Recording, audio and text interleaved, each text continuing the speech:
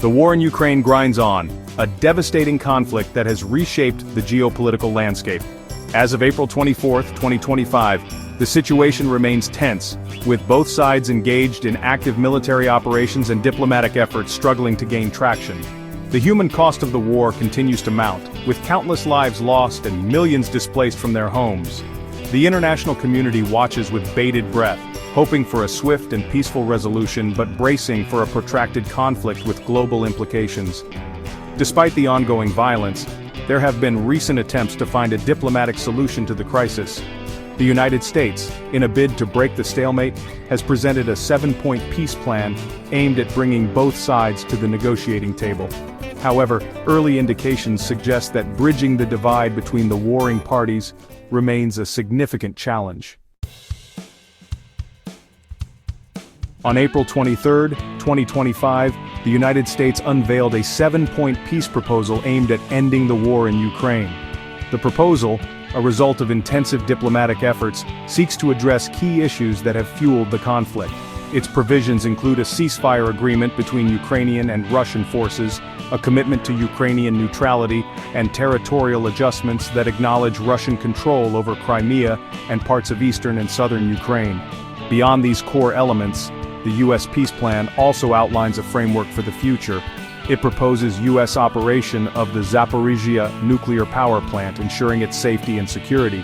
It further suggests a U.S.-Ukraine mineral deal, bolstering Ukraine's economic recovery and reducing its dependence on Russia. Finally, the plan emphasizes the importance of improved U.S.-Russia relations, a crucial step towards lasting peace and stability in the region.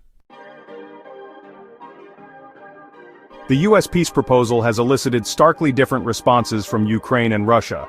Ukraine, while reiterating its commitment to a full ceasefire, has rejected any settlement that legitimizes Russian occupation or leaves it vulnerable to future aggression. Ukraine's stance reflects its determination to defend its sovereignty and territorial integrity, even as it acknowledges the need for a negotiated solution. In contrast, Russia has outright rejected the U.S. peace plan. Moscow continues to assert its territorial demands over all of Donetsk, Luhansk, Kherson, and Zaporizhzhia oblasts, a stance that makes a negotiated settlement exceedingly difficult. Russia's uncompromising position, coupled with its ongoing military offensive, raises serious concerns about its willingness to engage in good-faith negotiations. Russian President Vladimir Putin has consistently rejected calls for a ceasefire in Ukraine. On April 20, 2025, he dismissed Ukrainian President Volodymyr Zelensky's proposal for a moratorium on long-range strikes against civilian infrastructure. Putin also refused to extend the Easter truce, further dashing hopes for a reduction in violence.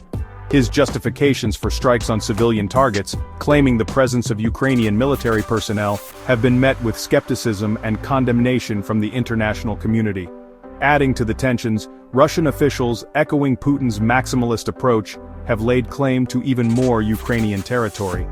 Kherson occupation head Vladimir Saldo demanded further concessions, including the west bank of the Dnipro River and areas in central Dnipropetrovsk Oblast.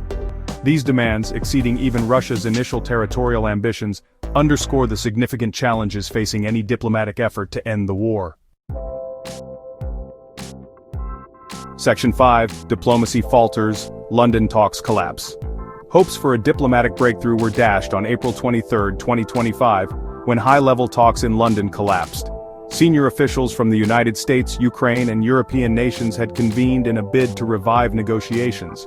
However, foreign minister-level talks were abruptly cancelled after U.S. Secretary of State Marco Rubio and Special Envoy Steve Witkoff withdrew from the proceedings. While the specific reasons for the breakdown in talks remain unclear, the development highlights the deep mistrust and fundamental disagreements that continue to plague negotiations. Russia's rejection of the U.S. peace plan and its ongoing military offensive have made it increasingly difficult to find common ground. The collapse of the London talks underscores the urgent need for a renewed diplomatic push, one that can effectively address the concerns of all parties and pave the way for a lasting peace. Section 6. The battlefield remains active. Military operations continue. Despite diplomatic efforts, the situation on the ground in Ukraine remains volatile. Both Russian and Ukrainian forces are engaged in active military operations, with no end to the fighting in sight. Russian forces have continued their offensive operations in various areas, with reported advances near Lyman, Toretsk, Kursk Oblast, and along the Pokrovsk and Kurakov directions. While their advances have been limited in Kharkiv and Zaporizhia oblasts, the overall intensity of the conflict remains high. Both sides have suffered heavy casualties in the fighting. Ukrainian forces, for their part, have demonstrated resilience and tactical ingenuity in the face of Russian aggression. They have reportedly conducted drone strikes on Russian military targets, including an arsenal in Vladimir Oblast and a Shahed drone assembly site in Tatarstan. Ukrainian forces have also reported advances near Borova, Luhansk Oblast, and near Toretsk, indicating their ability to conduct offensive operations even as they defend their territory. Section 7. Troubling Developments, Chemical Weapons and Advanced Drone Warfare.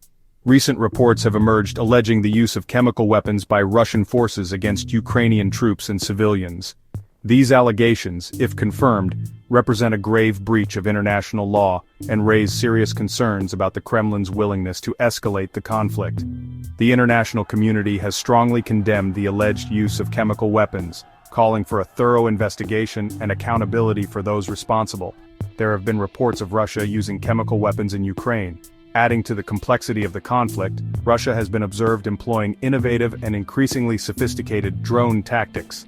Their Geran 3 drones, with enhanced range and operational altitudes, have been used in synchronized strikes from multiple directions, posing significant challenges for Ukrainian air defenses. Moreover, the reported increase in Geran 3 production and the use of swarm tactics suggests that Russia is actively seeking to leverage drone technology for military advantage in Ukraine. Section 8. North Korean labor in Russia. A new frontline?